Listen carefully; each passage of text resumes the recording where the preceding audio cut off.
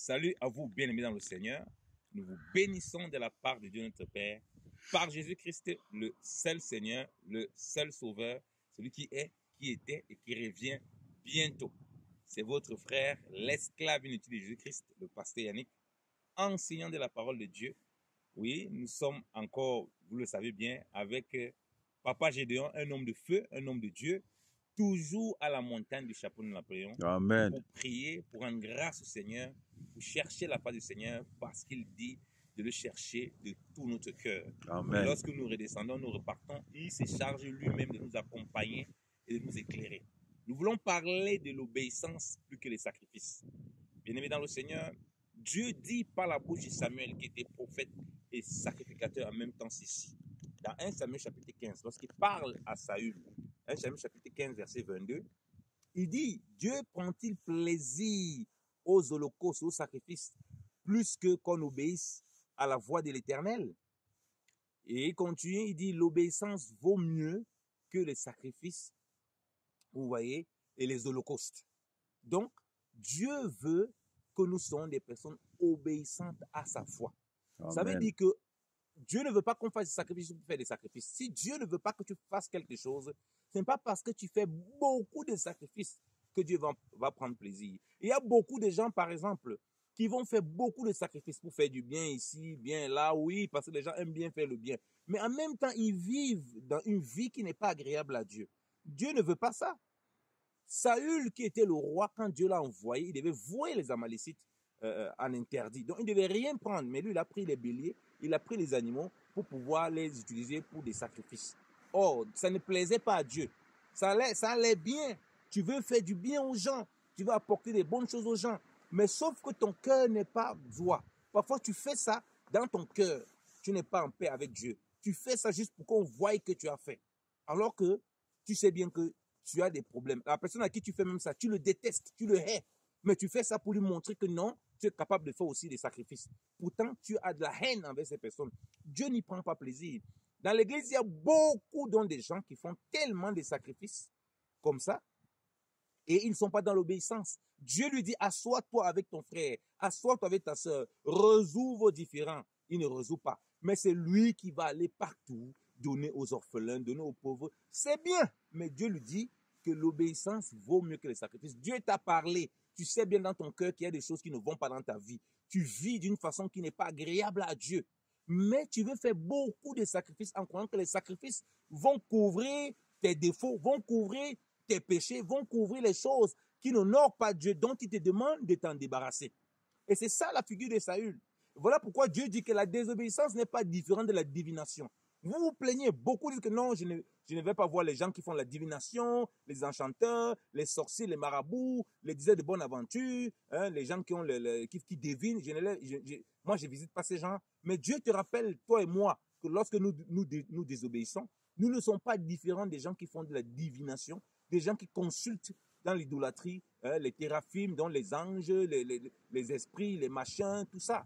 Nous ne sommes pas les esprits déchus, en fait, toutes sortes de choses qui ne glorifient pas Dieu. Nous ne sommes pas différents parce que nous sommes dans la désobéissance. C'est pourquoi il dit à Saül dans 1 Samuel chapitre 15, verset 22, verset 23, tout ce que nous venons de dire, que Dieu ne prend pas plaisir à la graisse des holocaustes, c'est-à-dire au sacrifice, plus qu'à obéir à sa voix, car l'obéissance vaut mieux que les sacrifices et tous les holocaustes.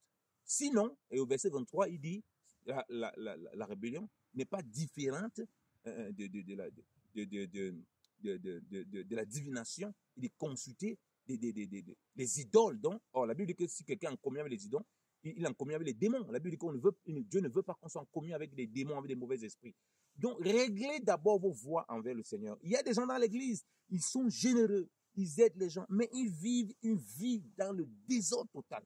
Ils vivent une vie qui n'est pas du tout conforme à ce que le Seigneur attend d'eux. Alors, comment est-ce que vous voulez que Dieu prenne plaisir? L'obéissance vaut mieux que les sacrifices. Soyez obéissants à ce que le Seigneur attend de vous. Ça, c'est de façon générale. De façon spécifique, par exemple, tu as quelque chose que Dieu veut que tu fasses. Il y a un projet que Dieu veut que tu fasses. Tu ne t'occupes pas de ce projet. Tu ne fais pas ça, mais tu fais beaucoup d'autres choses qui sont certainement bien. Même jusque-là, tu es dans la désobéissance puisque tu n'es pas dans ce que Dieu veut. Ce n'est pas parce que tu peux faire plein de choses qui sont soi-disant agréables, bien, que tu fasses ce que Dieu attend de toi. Il faut faire ce que Dieu te demande de faire. On voit des femmes qui ne s'occupent pas de leur foyer, qui passent toute la journée, soi-disant, à l'église, qui ne sont pas occupées de son mari, qui ne sont pas occupées de leurs enfants, et qui disent donc, je suis en train de faire les sacrifices pour Dieu. Tu ne fais pas les sacrifices pour Dieu, tu fais les sacrifices pour toi et pour ton pasteur. Parce que ta première obéissance, c'est de t'occuper de ta maison. Si tu ne t'occupes pas de ta maison et ne t'occupes pas de tes enfants, tu n'es pas dans l'obéissance et tu n'es pas loin différent de quelqu'un qui pratique la divination. Occupe-toi de ta femme, occupe-toi de ton mari, occupe-toi de tes enfants.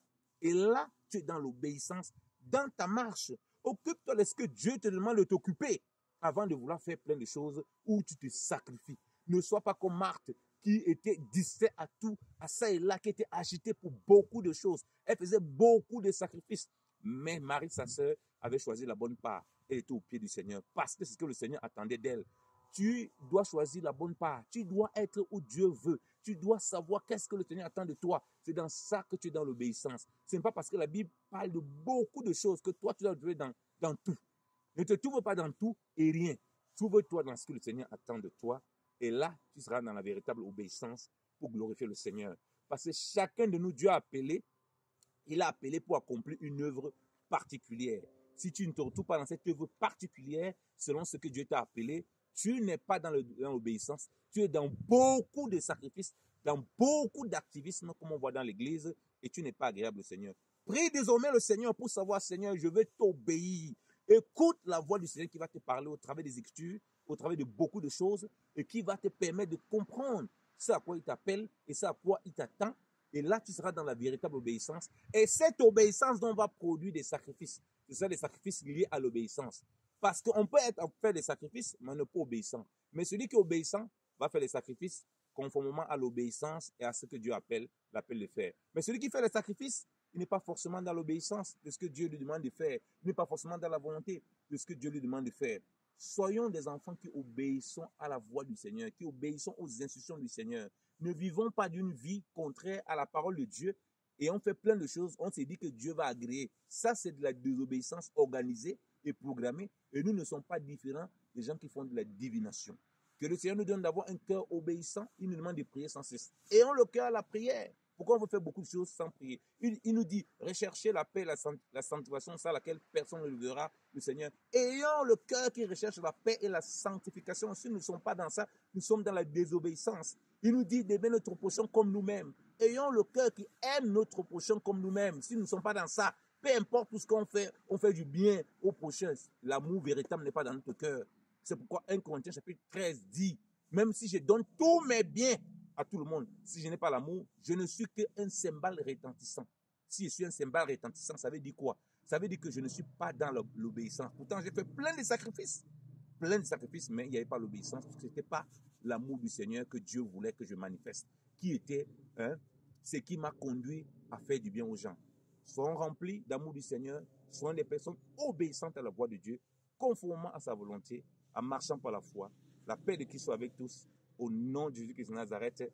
Amen. Amen. Amen. Gloire à Dieu. Amen.